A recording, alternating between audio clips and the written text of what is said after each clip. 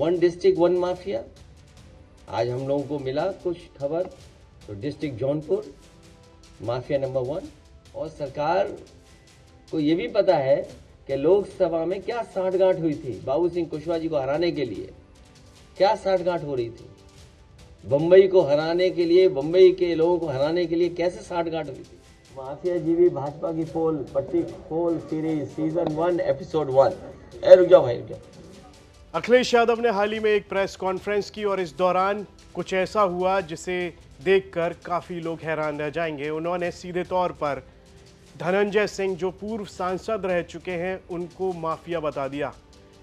Akhilesh Yadav press conference कर रहे थे। इस दौरान उन्होंने धनंजय सिंह से जुड़ी हुई उस बात का जिक्र किया जिसमें उनका नाम सामने आ रहा है। कफ सिरप के मामले में धनंजय सिंह गिरते नज़र आ रहे हैं, क्योंकि जहां पर एक गाड़ी मिली वहां उस गाड़ी का जो नंबर था वो उसी गाड़ी का नंबर था जो धनंजय सिंह के काफिले में चलती है। और अखिलेश यादव प्रेस कॉन्फ्रेंस के दौरान इस पर मुखर होकर बोलते हुए देखिए, सीधे तौर पर उन्होंने कह दिया कि अब वो आने वाले दिनों में वन डिस्ट्रिक्ट वन माफिया के तौर पर एक एक कर कई सारे लोगों का नाम लेने जाने वाले हैं। बाकायदा उन्होंने इस प्रेस कॉन्फ्रेंस में एक वीडियो भी चलाया जिसमें साफ तौर पर इसका जिक्र था कि किस तरह से धनंजय सिंह इस पूरे मामले में फंस रहे हैं। उनका नाम क्यों सामने आया? क्योंकि अमित सिंह टाटा नाम का एक शख्स और शुभम जायसवाल, ये दोनों ही धनंजय सिंह के साथ में अलग अलग वीडियोस में और फोटोज़ में देखे गए हैं, जिनमें धनंजय सिंह कहते हुए दिखे हैं कि ये तो मेरा छोटा भाई है। और फिर उस शख्स का कफ सिरप के मामले में फंसना और इस मामले में लाखों रुपए का लेन देन सामने आ रहा है, जिसमें यह भी कहा जा रहा है कि इनमें से एक शख्स इन पैसों से चुनाव भी लड़ने वाला था और उनका संबंध सीधे तौर पर धनंजय सिंह से बताया जा रहा है। जिसमें वहीं दूसरी ओर धनंजय सिंह साफ तौर पर कहते हुए दिख रहे हैं कि ये एक साजिश है और इस साजिश के ज़रिए सरकार की छवि धूमिल करने की कोशिश की जा रही है। और इसके लिए उन्होंने सीएम योगी आदित्यनाथ और पीएम मोदी के लिए एक लेटर भी लिखा है जिसमें उन्होंने अपील की है कि इस पूरे मामले की सीबीआई से जांच कराई जाए। वहीं पर अखिलेश यादव ने इस प्रेस कॉन्फ्रेंस के दौरान सीधे तौर पर कह दिया कि धनंजय सिंह माफिया हैं। और क्या कुछ कहा उन्होंने इस दौरान, आइए वो सुनते हैं। One district one mafia. आज हम लोगों को मिला कुछ खबर, तो डिस्ट्रिक्ट जौनपुर माफिया नंबर 1।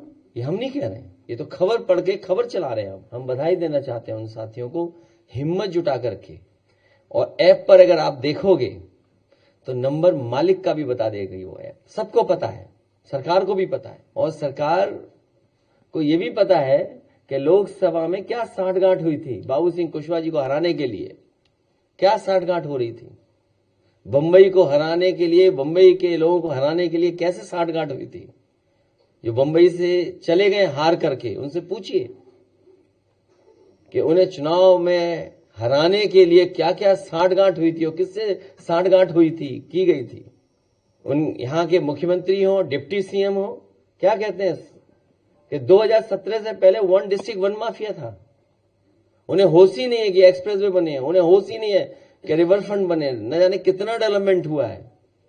अभी तो पहले ही डिस्ट्रिक्ट हमने जारी किया है, अभी तो उत्तर प्रदेश में बहुत डिस्ट्रिक्ट है। धनंजय सिंह के बारे में बता दें कि वो पूर्व सांसद रह चुके हैं जौनपुर से ही। उनकी पत्नी भी चुनाव लड़ी थी। उनके परिवार से कई लोग राजनीति में रह चुके हैं, चुनाव लड़ चुके हैं और उन्हें पूर्वी उत्तर प्रदेश का बड़ा नेता माना जाता है। और वो लगातार कई बार खबरों में भी रहते हैं अपने बयानों को लेकर। और एक बार फिर से वो फंसते हुए नजर आए हैं इस कफ सिरप के मामले में। और वहीं दूसरी ओर अखिलेश यादव अपनी पीसी में उनका नाम लेते हुए एक प्रेजेंटेशन तक, वीडियो तक दिखा देते हैं जिसमें साफ तौर पर धनंजय सिंह फंसते हुए नजर आ रहे हैं। अरे जब कहा वन डिस्ट्रिक्ट वन माफिया, तो वन डे वन माफिया। हाँ, एक वीक में एक ही रखो ना, अभी टाइम है बहुत। वो भी सोचें, हम भी सोचें। भाई क्यों कहते हैं हमें माफिया, बताओ। हाँ होगी, अभी तो चुनाव दूर है, 410 दिन है। नहीं, आप खुद सोचिए ना, हमें माफिया बोलते हैं दिन रात। स्पीच ही नहीं खत्म होती उनकी बिना माफिया कहेगी। 2017 से पहले माफिया थे, अब इन माफिया क्या करेगी सरकार। तो बच्चों की जान चलेगी। मध्य प्रदेश में गई बच्चों की जान, कितने लोगों ने पिया होगा ये कफ सिरप, गरीबों ने। गरीबों के बच्चों के साथ खिलवाड़ सोचिए, और केवल किस लिए कि पैसा कमाना है। और क्यूटो से भाग गया कोई, क्यूटो से भाग गया, बताइए। प्रधानमंत्री जी के क्षेत्र से अगर भाग जाए तो इससे गंभीर विषय कोई नहीं हो सकता है। और कितना बड़ा नेटवर्क रहा होगा, और ये नेटवर्क सब जानते थे बनारस में, पूरी बनारस के प्रशासन के लोग जानते थे।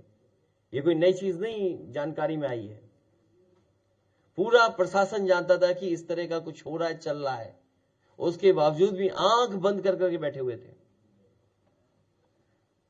देखते हैं अब उनकी सरकार जो जीरो टॉलरेंस वाली है क्या करती है ऐसे माफियाओं के लिए। और मुख्यमंत्री की कौन संपत्ति जब्त करेगा?